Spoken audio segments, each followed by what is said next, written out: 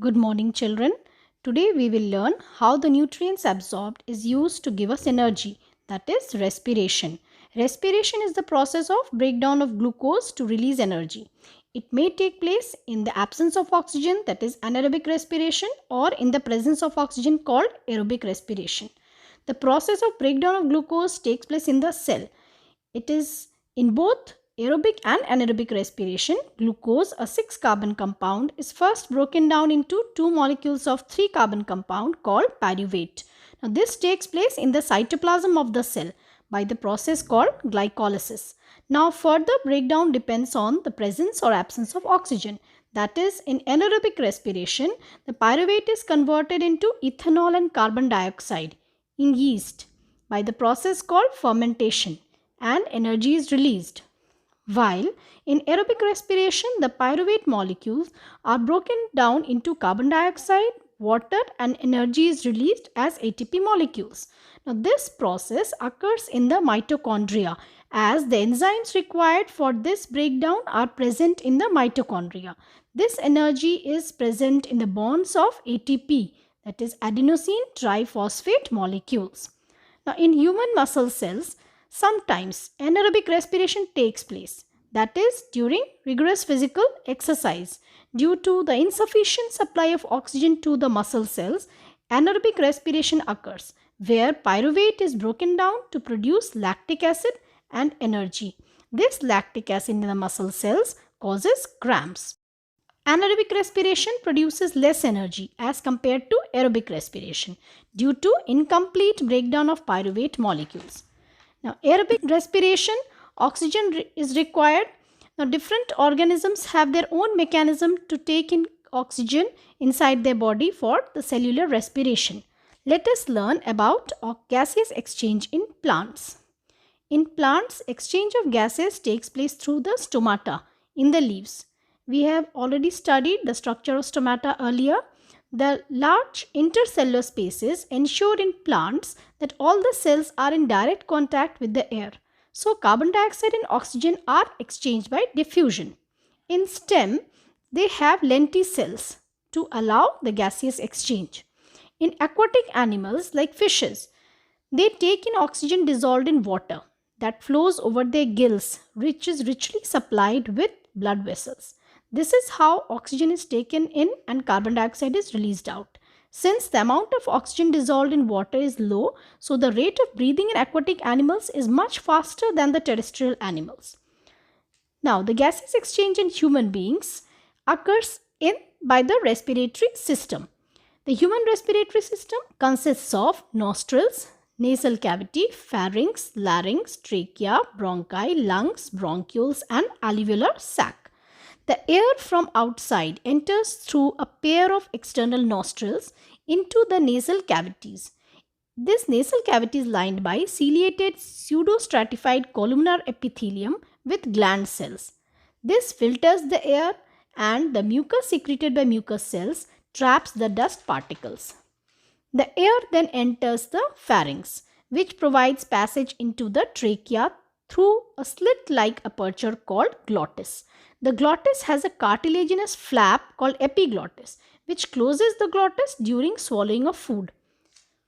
The trachea is thin-walled with rings of cartilage, which prevents the air from collapsing.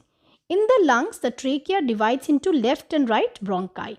Bronchi enters the lungs. Lungs provides the surface for the gaseous exchange. It lies in the thoracic cavity, separated from the abdominal cavity by a muscular partition called diaphragm. The bronchi, when it enters the lungs, divides into bronchioles, which finally terminates into balloon-like structure called alveoli. The alveoli are very thin-walled, composed of squamous epithelium. It is surrounded by extensive network of blood capillaries.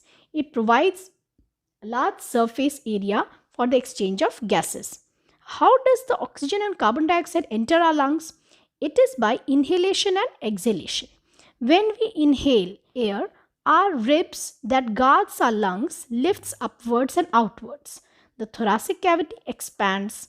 Diaphragm becomes flat. This increases the volume of the chest cavity.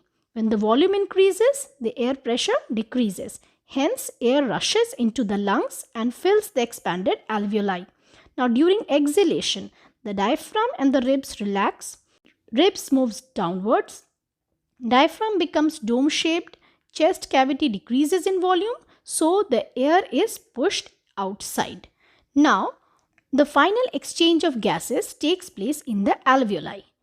When we breathe in, the concentration of oxygen is more in the air than in the blood vessels surrounding the alveoli. So, oxygen diffuses into the blood. Here it is carried by respiratory pigment, hemoglobin, which is present in the red blood cells of the blood.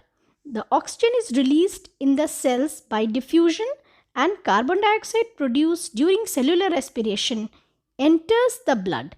This carbon dioxide is transported by getting dissolved in the blood. Now, it is then released in the alveolar sac and moves out by exhalation.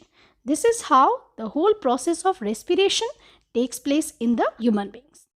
Now, let's learn to draw the diagram of human respiratory system. This is how I'm showing you to draw the diagram of the human respiratory system and label all the parts.